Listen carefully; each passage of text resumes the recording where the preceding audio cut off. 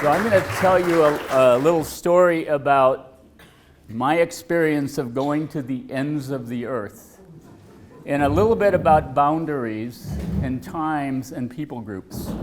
And this all has to do with Mongolia and Mongolians, which is a country and a people group uniquely positioned and equipped to bring the gospel to the nations in this generation. Now, my experience with Mongolia started actually about 10 years ago. I attend a very mission-minded church, Cherrydale Baptist, and I participated in a perspectives course in 2014. And one of the readings we had was about Mongolia and the Mongolian church and a worker in Mongolia in the early 90s. And it was kind of something that echoed in my mind 10 years later when I was introduced to members of our church, the Mongolian families in our church, some of who are here today, John and Meg Bijan. John I got to know at church, and Meg from a ministry we both worked at called For the Nations. We teach English to refugees.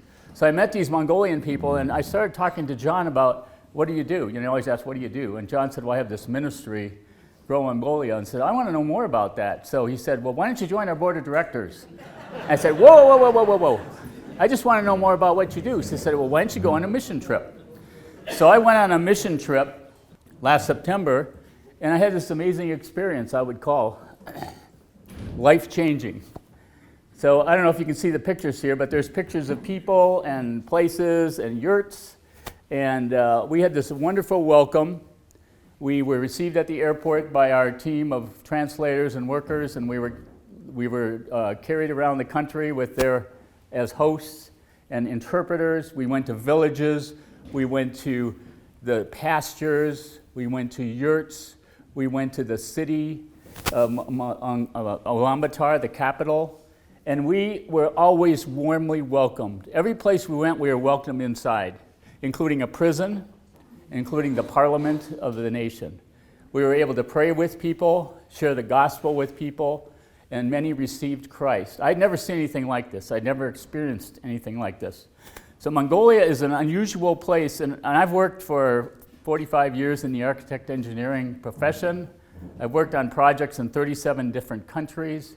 I've never seen a country that is more open to the gospel, or a nation, a national government that's more interested in Christianity. So that's one of the unique things about Mongolia. So that mission trip was an eye-opener. I came back from that trip, and I told John, I want to be on the board of directors of this organization. I really didn't know what I was saying, so anyway, be careful when you make that kind of commitment. So I've since been involved in telling people about and seeking those who would support this ministry, this unique ministry of Grow Mongolia. You can see there's 4 components to our ministry. Prayer. Everything is built on a foundation of prayer. Church, evangelism and church planting. We did evangelism in Mongolia, but we didn't do it without the church. The church is there, it's growing. The church has to be there for new believers, to disciple them, to bring them into fellowship, to teach. So there's church planting involved in our ministry. Discipleship, we use a proven best practice called Operation Timothy, and then we mobilize mission teams of these uniquely qualified Mongolians who have great courage, they're willing to suffer, and they're willing to take the gospel to places that you and I can never go. And you'll see about that in a minute. Some fun facts about Mongolia, and people ask, they kind of wonder, well, how big is Mongolia? I'm going to get to the where is Mongolia in a minute. So Mongolia is as big a country as you can see on the map here of the United States. It goes east to west from Cincinnati to Salt Lake City, about 1,500 miles. It's north to south from Omaha to Dallas, about 750 miles. So it's a large country. It has some unique characteristics. It's one of the coldest places in the world in the winter, and it can be one of the hottest places in the world in the summer. It has a Gobi Desert in the south, and it has mountains in the north. It's a unique place in many ways, but it also is a home to a very hardy people.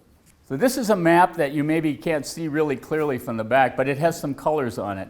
And the colors are from the World Watch List by Open Doors Ministry. The orange colors are places where there is high levels of persecution of Christians.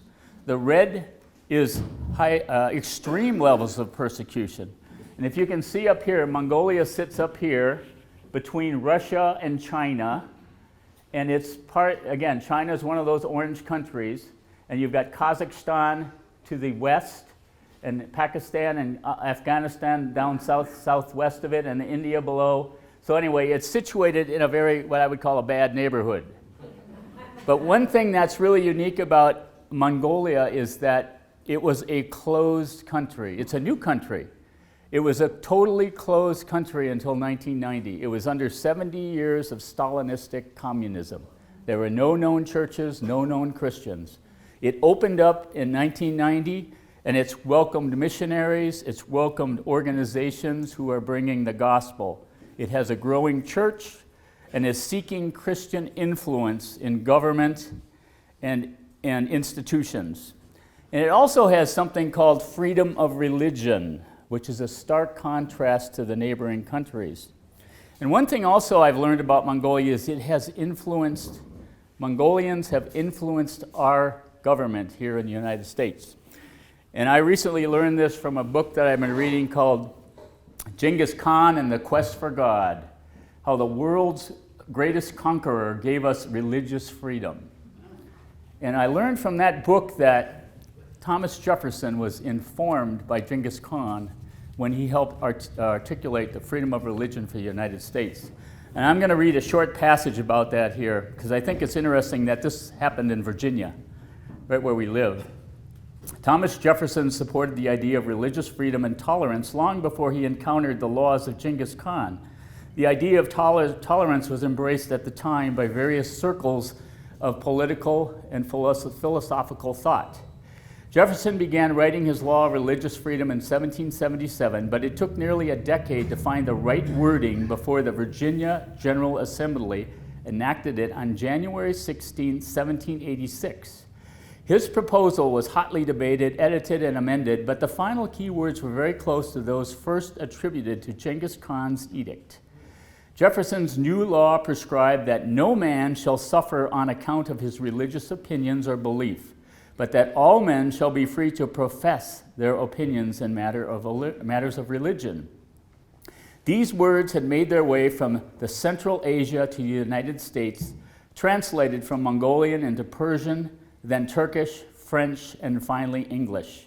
Though they may not have been Genghis Khan's original words, they perfectly embodied the spirit of his inclusive and expansive quest for God. In an updated memo preserved in the Library of Congress, Jefferson requested that only 3 of his achievements be engraved on his tombstone. These are the things, he wrote, for which I wish most to be remembered. He listed them as its author of the Declaration of American Independence, of the Statute of Virginia for Religious Freedom, and the father of the University of Virginia. As first enacted in Virginia, Jefferson's law applied only to the state, but was later incorporated into the United States Constitution as the First Amendment.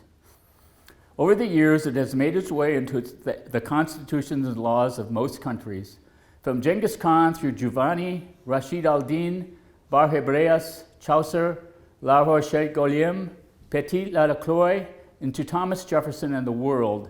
The concept of religious freedom as a fundamental national principle has survived. So that was a surprise to me, that my country was founded on truth that was proclaimed and through an edict by Genghis Khan. So why Mongolians? The Mongolians are an ancient people group who once held the world's largest empire in the 13th and 14th century. Genghis Khan, his sons, and his grandsons for 162 years were feared by the entire world and still have an influence today.